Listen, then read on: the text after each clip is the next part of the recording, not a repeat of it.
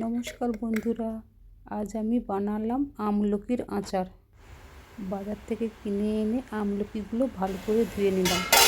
Direct জলে সেদ্ধ না করে এইভাবে বসিয়ে নিলাম, এতে আমলকির পুষ্টিগুণ বজায় থাকবে। এর মধ্যে একটা মশলা তৈরি করে নেব। 2 চামচ মৌরি, 1 চামচ জিরে, 1 চামচ ধনে, হাফ চামচ মেথি, হাফ চামচ গোলমরিচ, 4-5টা শুকনো লঙ্কা। একটা শুকনো কড়াইতে সব কিছু মশলা দিয়ে হালকা গরম করে নেব।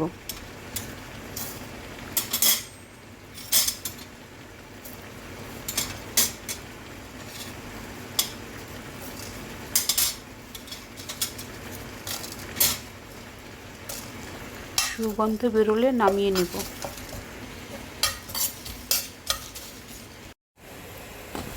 10-15 মিনিট পরে একটা ছুরি দিয়ে চেক করে নেব আমলকিগুলো সবটা সুসিদ্ধ হয়েছে কিনা। খুব ভালোভাবে নরম ও সিদ্ধ হয়ে গেছে। এবার নামিয়ে ঠান্ডা করে নেব।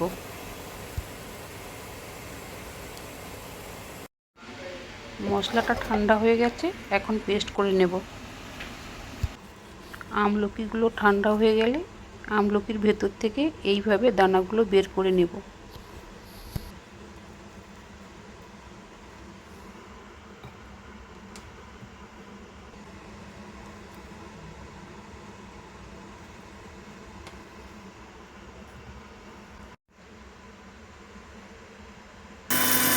মশলা ঠান্ডা হয়ে গেলে পেস্ট করে নেব।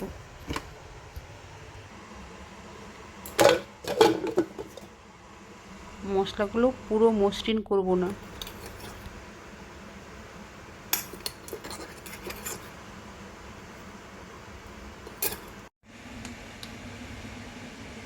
এবার একটা কড়াই গরম করে সর্ষে তেল গরম করে হিং ও কালো জিরে ফোড়ন দিয়ে আমলকিগুলো দিয়ে দেব।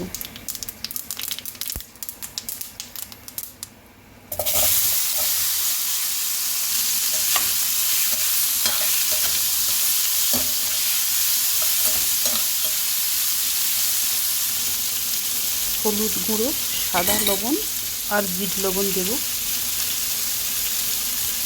আমলকির সঙ্গে ভালোভাবে মিশিয়ে নেব।